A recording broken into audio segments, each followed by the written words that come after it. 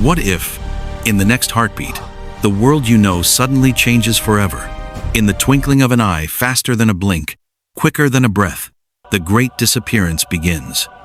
One moment, cities are alive with noise, phones buzzing, engines roaring, children laughing. The next moment, confusion spreads like wildfire. Cars are abandoned on highways, planes lose pilots mid-air, classrooms echo with empty seats, and hospital beds are left cold.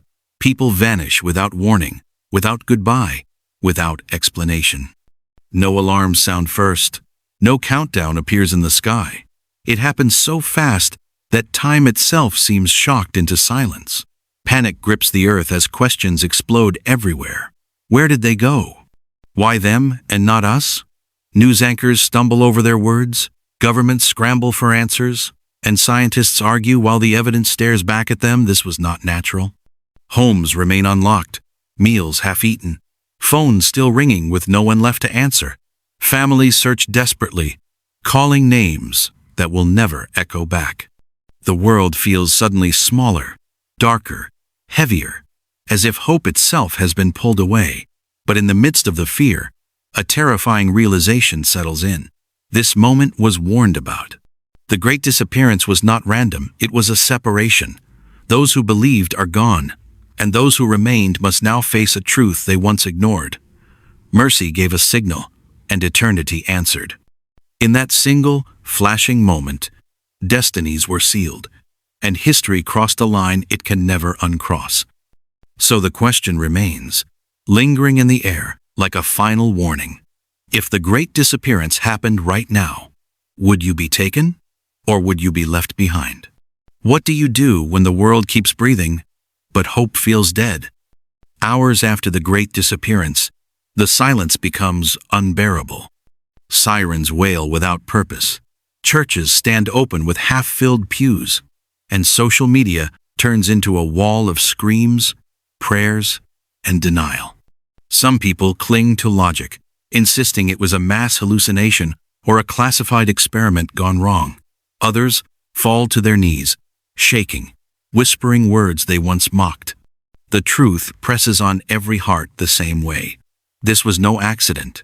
As the days unfold, fear matures into dread. Without warning, a new kind of chaos rises, crime surges, trust collapses, and love grows cold. Neighbors turn against neighbors, each person fighting to survive in a world stripped of restraint. Governments promise order, but their voices tremble.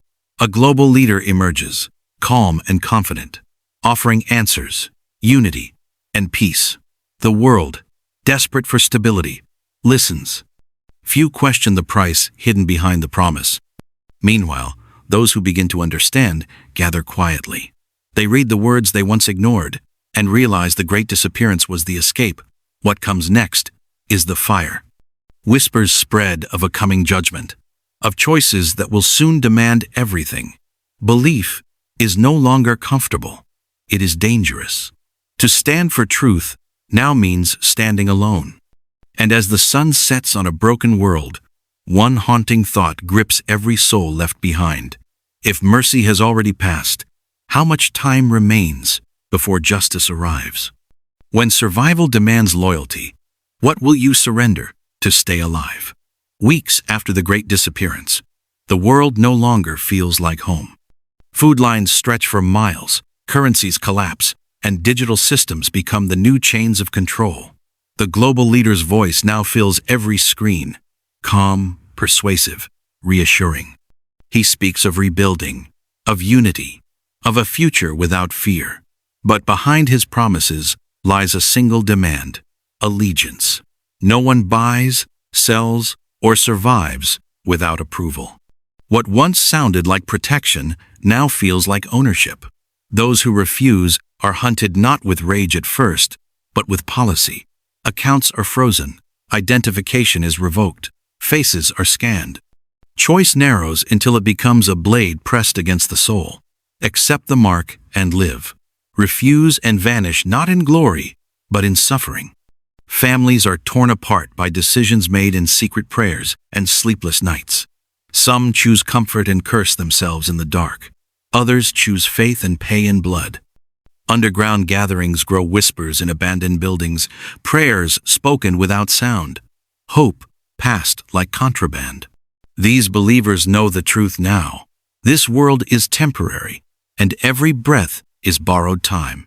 They remember the vanished and understand too late why they were taken. Death is no longer the greatest fear betrayal is. And as darkness thickens and persecution sharpens, a final realization burns into every heart, still resisting. The great disappearance was only the beginning. The final judgment is drawing near. What happens when prayers rise and the sky does not answer? As months pass, the world grows colder not just in climate, but in spirit. Disasters strike without rhythm. Earthquakes shatter cities, seas swallow coastlines, and strange signs appear in the heavens. The sun scorches by day, the moon turns an eerie red by night, and fear becomes the only language everyone understands. Scientists call it instability. Prophets call it judgment. Those left behind feel it in their bones. Time is running out. The global ruler tightens his grip, no longer hiding behind peace. Worship is demanded, not suggested. Images are raised in every city, and refusal is treated as rebellion. Public executions become warnings, broadcast to break the will of the faithful. Yet something unexpected happens the more the pressure increases. The stronger the underground faith becomes. Songs are whispered in prisons. Hope is spoken through tears. Even as heaven seems silent, belief grows louder. Then comes the most terrifying moment of all. Some pray for rescue, others beg for forgiveness, but the heavens remain closed. The same sky that once welcomed the taken now watches as justice unfolds. People realize too late that grace had a season, and that season has ended. What remains is endurance. And in the stillness before the final storm, a chilling truth settles over the earth. When heaven goes quiet, it is not because God has left, it is because the verdict has already been written. Can a heart still choose truth when everything else is falling apart? The earth begins to unravel as if creation itself is protesting. Rivers turn bitter, crops fail, and hunger becomes a daily companion. War erupts without clear reasons, nation against nation, neighbor against neighbor, skies darken with unnatural clouds, and thunder rolls like a warning that never ends. People curse the heavens, yet refuse to repent, hardening their hearts as suffering deepens. Pain no longer teaches. It only exposes what was already inside. The faithful are now few, scattered like embers in the ashes of civilization. They move at night, speaking in glances, carrying truth in memory, because books are burned and words are forbidden. Many are captured, some are killed, yet none deny what they now know. In their final moments, they speak of a kingdom not of this world, of a promise beyond death. Their courage becomes a silent testimony that terrifies the oppressors more than weapons ever could. Then the signs intensify. The ground splits open, releasing smoke and creatures that torment but do not kill. Darkness falls for days, thick enough to feel, pressing against every soul. People beg for death, but death will not come. In the midst of this horror, one truth is undeniable. This is not random chaos.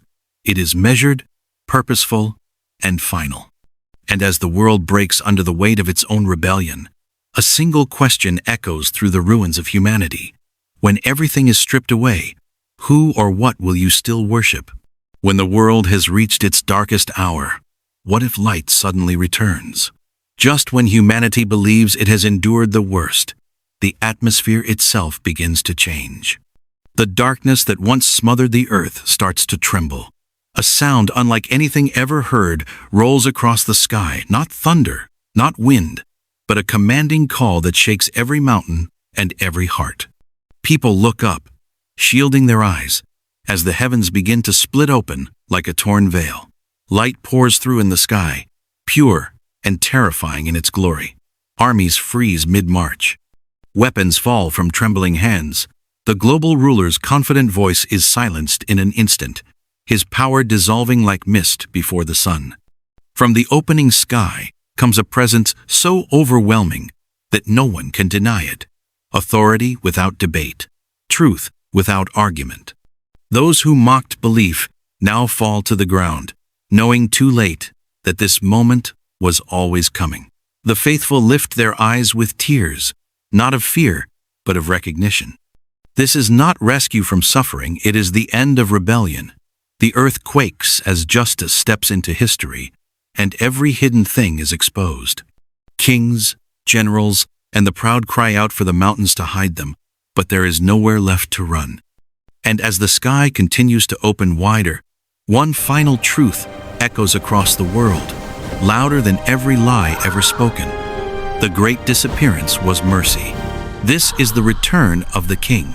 The great disappearance was not the end of the story. It was the warning humanity ignored. In a moment faster than sight, mercy made its move, separating belief from doubt, light from darkness. What followed exposed every heart, proving that faith delayed becomes faith denied. The world learned too late that truth does not change to suit comfort, and eternity does not bend to human pride. Now, as the sky opens and history reaches its final page, one lesson remains unshakable. Every life is a choice, every moment an opportunity. What you believe is not proven by words, but by where you stand when the truth finally appears. If you enjoyed this testimony, please subscribe.